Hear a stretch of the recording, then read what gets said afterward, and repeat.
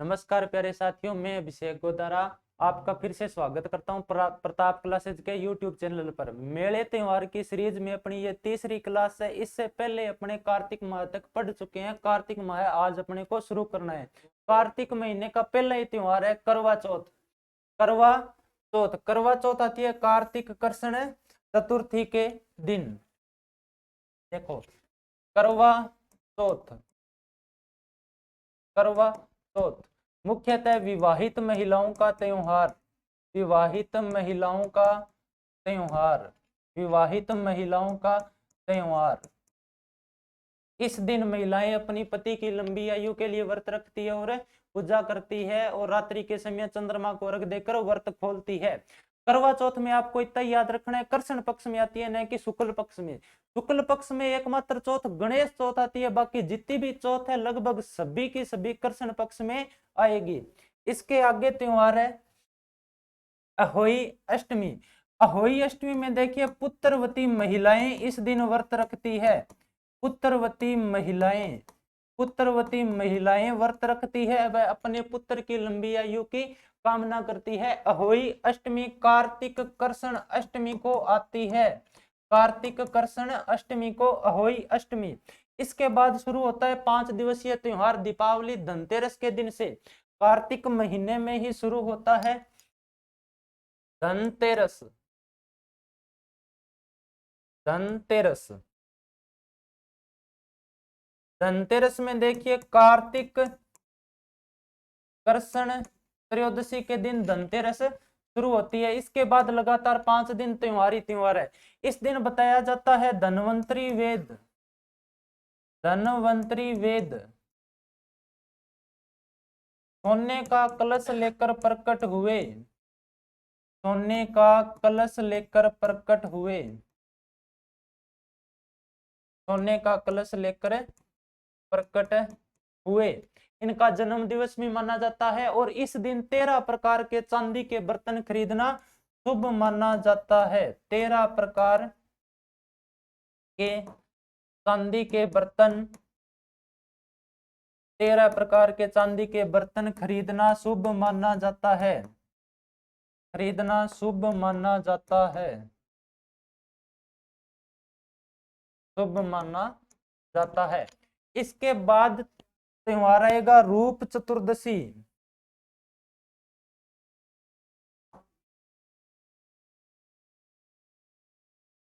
रूप चतुर्दशी,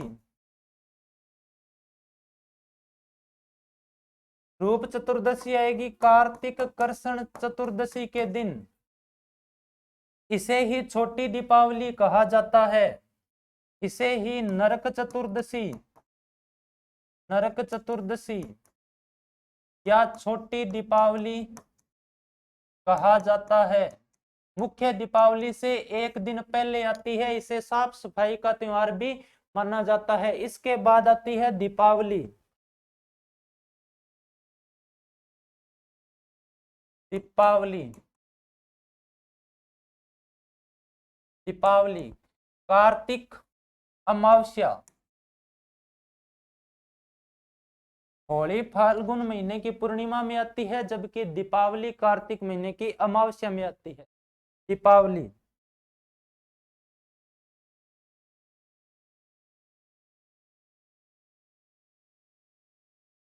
इस दिन भगवान राम 14 वर्ष का वनवास काटकर वापिस अयोध्या आए। इस दिन भगवान राम 14 वर्ष का वनवास काटकर वापिस अयोध्या आए।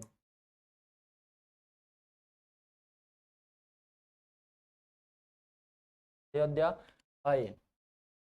इस दिन भगवान राम 14 वर्ष का वनवास काटकर वापिस आए। इस खुशी में दीपावली का त्योहार मनाया जाता है। महर्षि दयानंद सरस्वती का निर्वाण दिवस भी दीपावली को ही है। महर्षि दयानंद सरस्वती का निर्वाण दिवस दीपावली के दिन,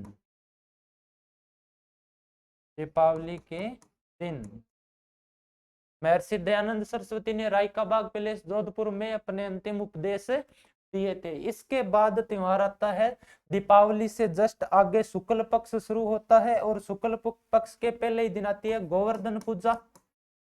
गोवर्धन पूजा, गोवर्धन पूजा व अन्नकूट महोत्सव,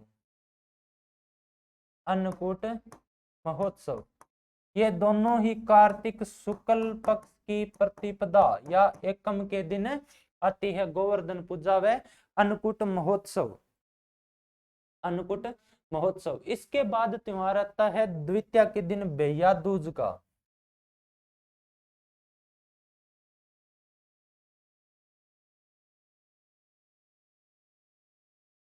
भैया दूज। भैया दूज आती है कार्तिक शुक्ल द्वितीया के दिन, कार्तिक शुक्ल द्वितीया के दिन। इस दिन यमराज की बहन यमी ने यमराज की पूजा की, यमराज की पूजा की, इसलिए इसे यम द्वितीया भी कहते हैं, इसलिए इसे यम द्वितीया भी कहते हैं, यम द्वितीया भी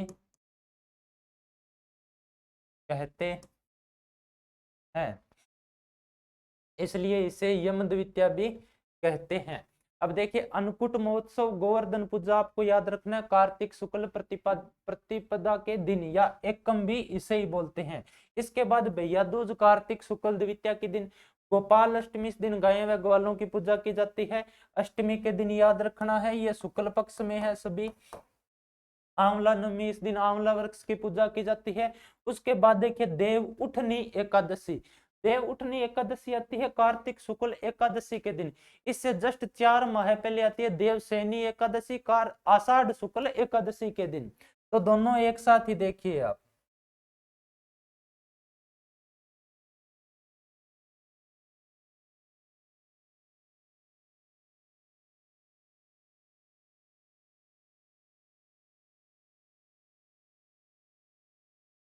देव उठनी एकादशी,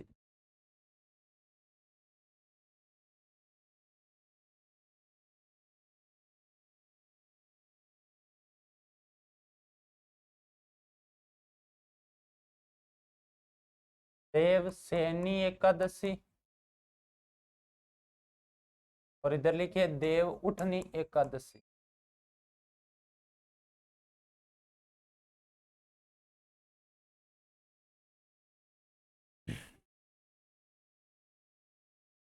देवसेनी एकादशी आएगी आषाढ़ शुक्ल एकादशी के दिन, आषाढ़ शुक्ल एकादशी के दिन देव सैनी एकादशी। इस दिन से सभी मांगलिक कार्य बंद, सभी मांगलिक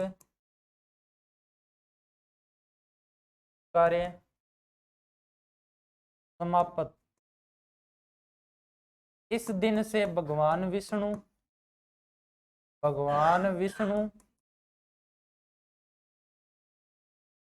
4 माह के लिए निद्रा अवस्था में चले जाते हैं, 4 माह के लिए निद्रा अवस्था में। तो बीच के 4 महीनों में कोई भी मांगलिक कार्य संपन्न नहीं होता है। इसके बाद आती है देव उठनी एकादशी, ठीक 4 माह बाद आएगी देव उठनी एकादशी। ये आएगी कार्तिक शुक्ल एकादशी के दिन, कार्तिक शुक्ल एकादशी के दिन, कार्तिक शुक्ल एकादशी के दिन। भगवान विष्णु 4 माह बाद, 4 माह बाद जागृत अवस्था में, 4 माह बाद जागृत अवस्था में आते हैं और सभी मांगलिक कार्य समाप्त शुरू, और सभी मांगलिक कार्य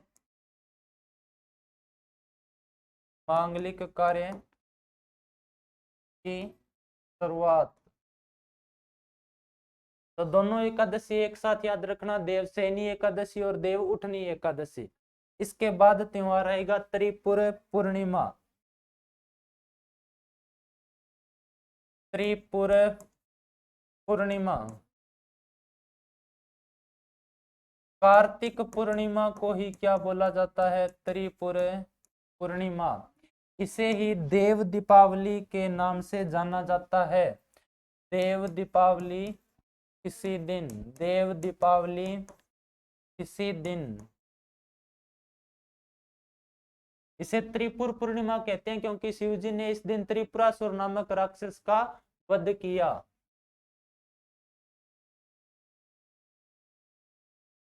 शिवजी ने इस दिन त्रिपुरासुर नामक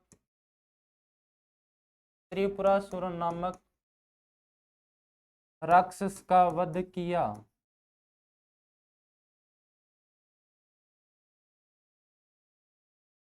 राक्षस का वध किया। यह था अपना कार्तिक महीना। कार्तिक महीने में करवा चौथ, अहोई अष्टमी, धनतेरस, रूप चतुर्दशी व दीपावली। इसके बाद शुक्ल पक्ष में अन्नकूट महोत्सव, गोवर्धन पूजा, दोनों ही कार्तिक शुक्ल एकम के दिन।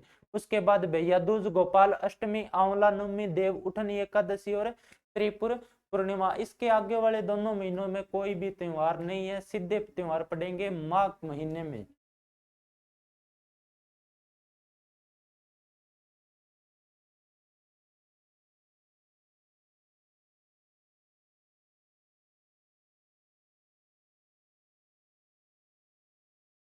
मार्गशीर्ष और पौष माह में कोई भी त्योहार नहीं है। आगे वाला महीना है माघ का।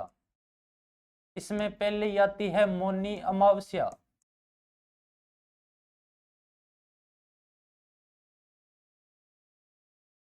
मौनी अमावस्या, मौनी अमावस्या माघ अमावस्या के दिन आती है, से मौनी अमावस्या के नाम से जाना जाता है। आचार्य मनु का जन्म दिवस, आचार्य मनु का, आचार्य मनु का जन्म दिवस, जन्म दिवस।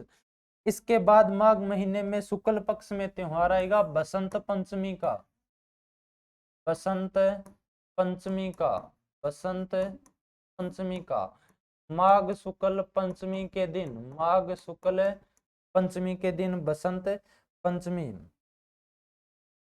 इस दिन सरस्वती की पूजा की जाती है। इस दिन मां सरस्वती की पूजा, इस दिन मां सरस्वती की पूजा की जाती है।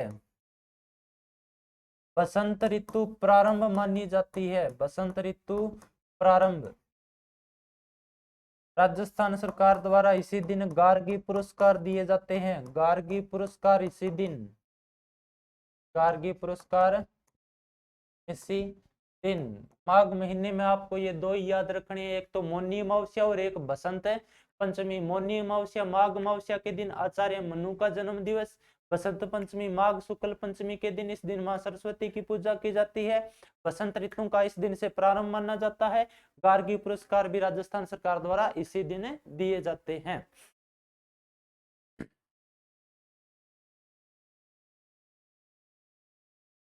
इसके बाद त्योहार आएगा फाल्गुन महीने में महाशिवरात्रि का।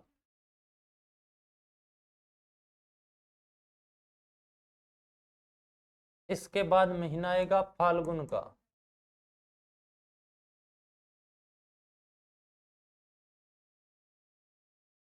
फाल्गुन, फाल्गुन के कृष्ण पक्ष में आएगी महाशिवरात्रि और शुक्ल पक्ष में आएगी होली।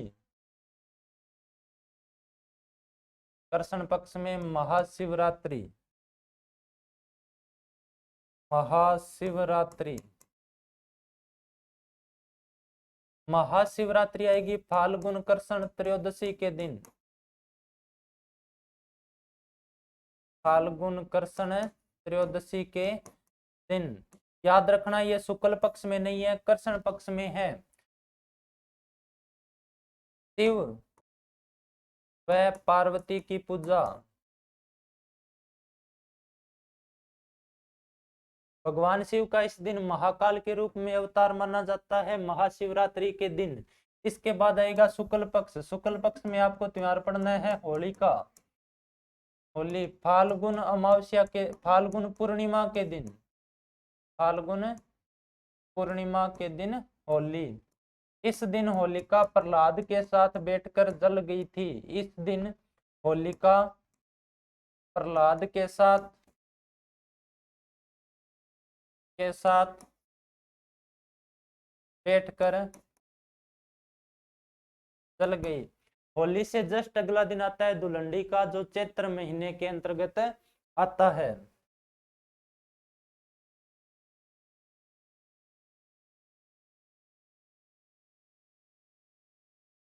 आगे महीना आएगा चैत्र। चैत्र में पहले आएगी धुलंडी, फिर आएगी शीतला अष्टमी। शीतला अष्टमी, धुलंडी आएगी चैत्र कृष्ण प्रतिपदा के दिन। शीतला अष्टमी चैत्र कृष्ण अष्टमी के दिन, चैत्र कृष्ण अष्टमी के दिन। इसे कहा जाता है रंगों का त्योहार। रंग खेलने की परंपरा धुलंडी के दिन मानी जाती है। शीतला अष्टमी आती है चैत्र कृष्ण अष्टमी के दिन। शीतला माता के मंदिर में मेला भरता है। शीतला माता मंदिर कहाँ पर है? चाकसू जयपुर। चाकसू जयपुर, चाकसू जयपुर में इस दिन मेला भरता है। इस दिन मेला भरता है। इसके बाद चैत्र का शुक्ल पक्ष। शुक्ल पक्ष प्रारंभ होते शुरू होते हैं बसंतीय नवरात्र। बसंतीय नवरात्र, बसंतीय नवरात्र में आपको शरदीय नवरात्र के साथ पढ़ा चुका हूं। चारों नवरात्र आपको एक साथ पढ़ा दिए गए हैं। बसंतीय नवरात्र के साथ ही प्रारंभ होता है नववर्ष। नववर्ष भी आपको शुरुआत में बता दिया, चैत्र शुक्ल एकम के दिन नववर्ष प्रारंभ होता है। इसके बाद आती है गणगौर। गणगौर, गणगौर आती है चैत्र शुक्ल तृतीया के दिन। इसके बाद आती है रामनवमी। रामनवमी शुक्ल नवमी के दिन। इसके बाद आती है हनुमान जयंती। हनुमान जयंती।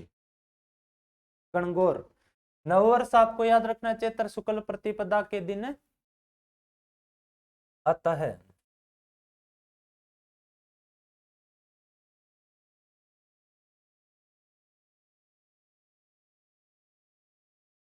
गणगौर, गणगौर आती है चैत्र शुक्ल तृतीया के दिन। चैत्र शुक्ल तृतीया के दिन।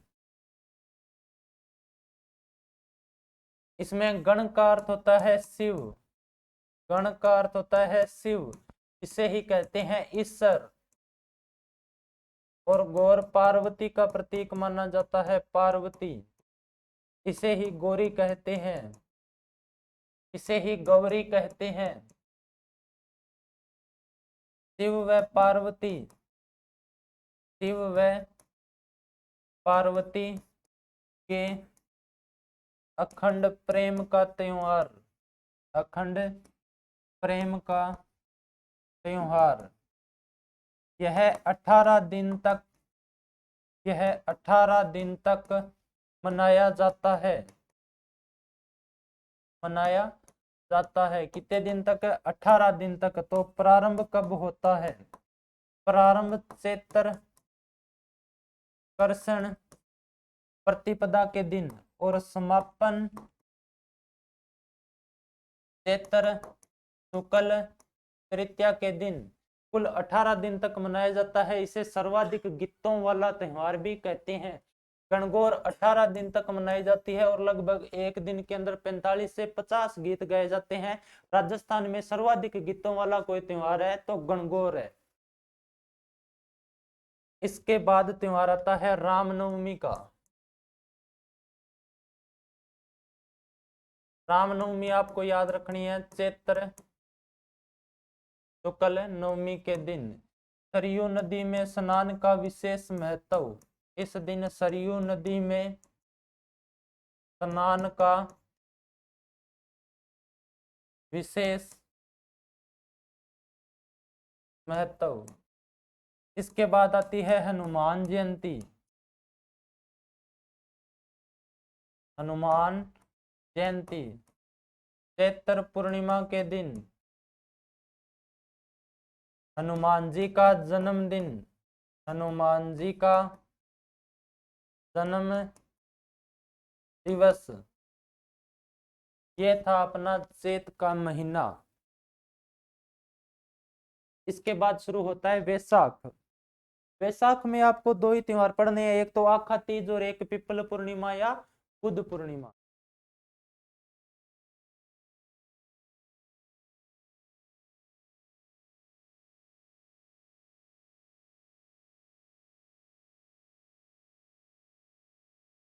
वैशाख वैशाख में आपको एक तो पढ़नी है आखा तीज और एक पढ़नी है पिपल पूर्णिमा। इसे ही कहते हैं बुध पूर्णिमा। बुध पूर्णिमा आखा तीज। वैशाख शुक्ल तृतीया के दिन आती है आखा तीज। वैशाख शुक्ल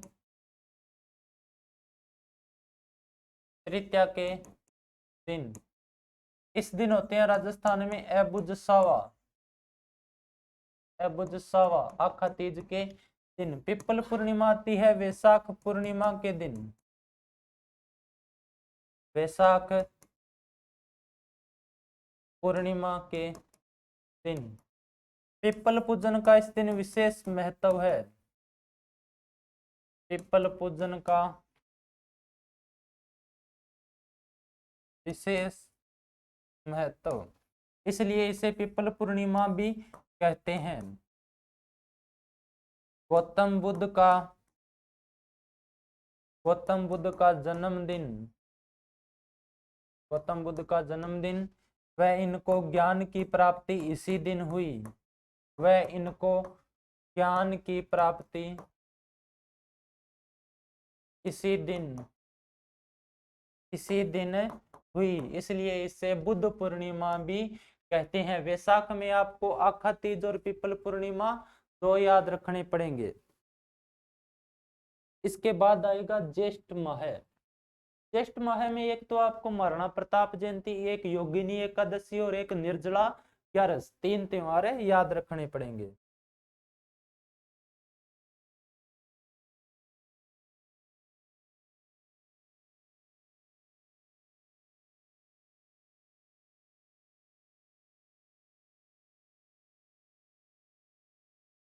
योगिनी एकादशी आपको याद रखना है। योगिनी एकादशी कब आती है? योगिनी एकादशी ज्येष्ठ कृष्ण एकादशी के दिन योगादशी। इसके बाद शुक्ल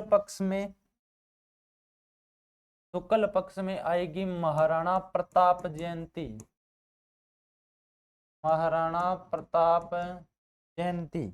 महाराणा प्रताप जयंती आएगी ज्येष्ठ शुक्ल तृतीया के दिन।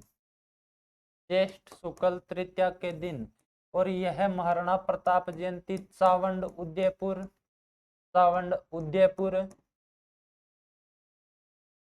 व हल्दी घाटी राजसमंद में धूमधाम से मनाई जाती है। दो जगह महाराणा प्रताप की जयंती प्रसिद्ध है। इसके बाद ज्येष्ठ माह में ही आएगी निर्जला एकादशी। निर्जला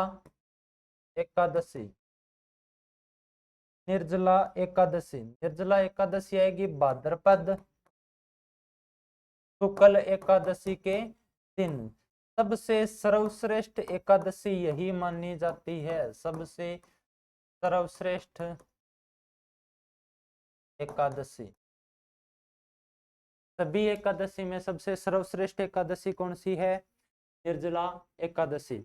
इसके बाद महीना आएगा आषाढ़ का।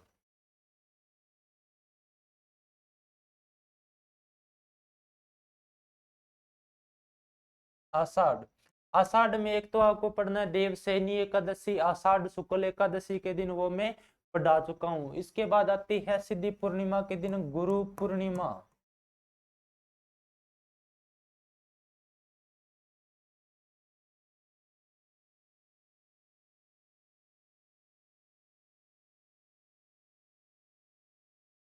आषाढ़ पूर्णिमा के दिन, इसे व्यास पूर्णिमा भी कहते हैं,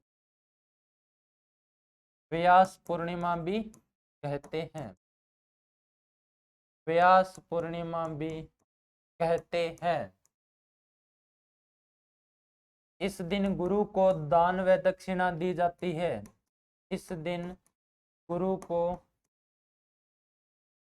दक्षिणा दी जाती है, दक्षिणा दी जाती है,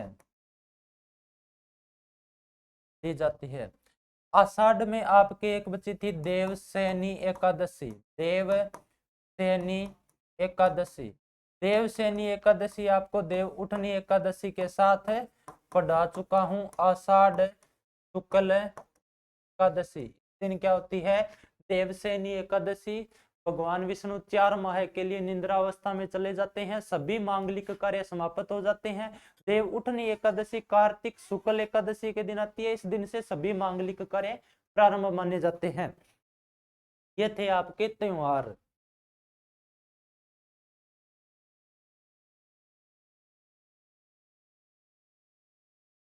कार्तिक माह से अपने पढ़ने शुरू किए थे। कृष्ण पक्ष में करवा चौथ, अहोई अष्टमी, धनतेरस, रूप चतुर्दशी, दीपावली। इसके बाद शुक्ल पक्ष में अन्नकूट महोत्सव, गोवर्धन पूजा, भैया दूज, गोपाल अष्टमी, आंवला नवमी, देव उठनी एकादशी और त्रिपुर पूर्णिमा। इसके बाद ही आपको देवशयनी देव उठनी एकादशी दोनों एक साथ करवा दी।